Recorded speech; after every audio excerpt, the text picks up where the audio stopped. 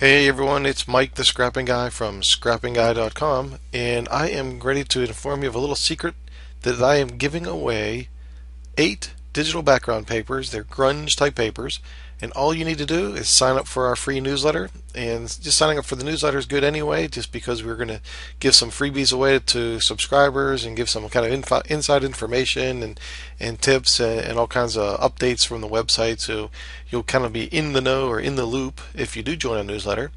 But by doing so, I'm also going to give away some digital papers so you can use for your scrapbooking projects. They are the grunge ones, and so they're really cool. Their size is 12 inches by 12 inches, 300 dots per inch, so it's the standard 12-inch printable digital papers. Like this one we have set up as a marble. Kind of have a stone one here that you can use if you do any kind of outdoor layouts. We have a brick wall one for any kind of urban or city ones. We have something that looks like denim, kind of like a piece of metal or some kind of metal wall or something going on there. Some kind of a rust, almost looks like a exterior of a can or something like that, but it's a rust looking thing.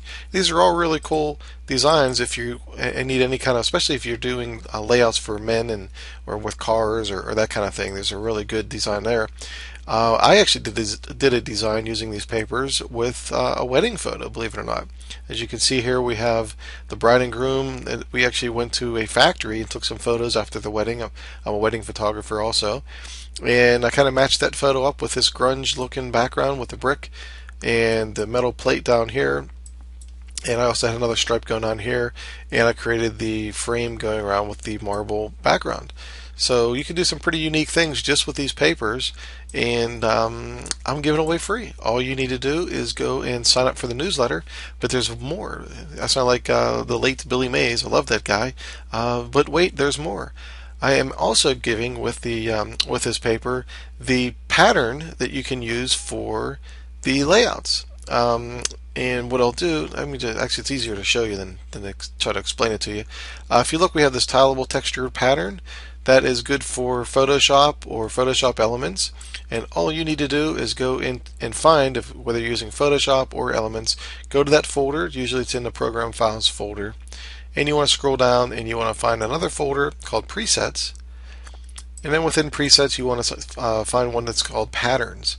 And that is where you want to paste that file. So you just want to copy it from, after you unzip it after getting it from me, you just want to copy that file, paste it into the Patterns folder. And what we should see is if you go up, actually you know what, let me go ahead and demonstrate a little bit easier.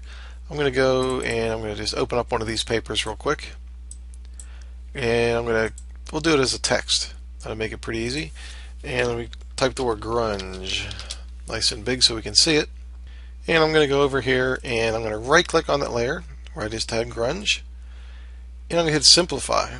So what that's going to do is that actually turns this text into a graphic. So you can't go in and you can't change the words. If you wanted to change the words, you have to start over again. But it'll allow us to do something pretty cool with it. I'm going to kind of move it in the middle here. And I'm going to go over back to the layers. Just put my mouse in the little thumbnail there. Hold down the control key and left click. And as you can see, it actually puts these little marching ants around the words. Or actually around the letters, around the word or the letters. So now what I can do is I can go up to Edit, Fill Selection, and normally you're going to see foreground color, background color, but what we're going to do instead is we're going to choose Pattern. And when you open up your pattern, you're going to have some that are already in there from when you installed your Photoshop. But we're going to go over and we're going to hit this little arrow here, and we're going to come down and here's our file that we just copied into the folder. It's called Tileable Urban Grunge Textures. We're going to left click on that, boom, and there they are. So there's our textures. So now what I can do is let's go ahead and take that one. We'll just double click it, hit OK, and now as you can see, let me kind of zoom in here, our word is filled with that pattern. Pretty cool. So I can do is hit Control D to delete it, and I can either leave it like that, or once it's in there, you can go ahead and you can create like a drop shadow or put some kind of stroke going around it. Let's see, let me go to the strokes here and add one there just to see how that looks. I mean, that's not the greatest, but let's see. We can also go ahead and change the color of that. Whoops. Just double click the little X, and I'll change that color to maybe a whiter color. And I can make it even bigger like that.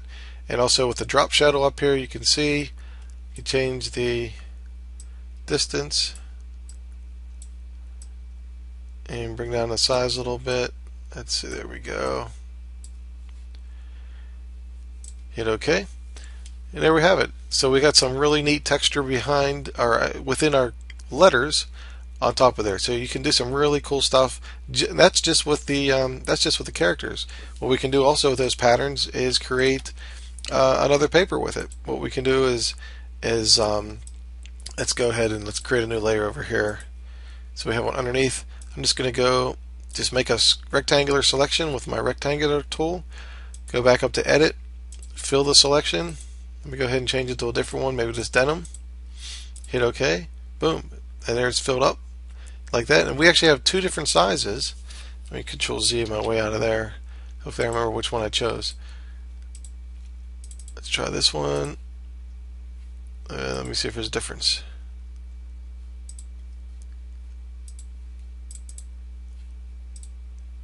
Okay, there we go. So there are two different sizes. We have the smaller ones, and we also have the bigger one. So, and what you can do is, let me go back to this bigger one.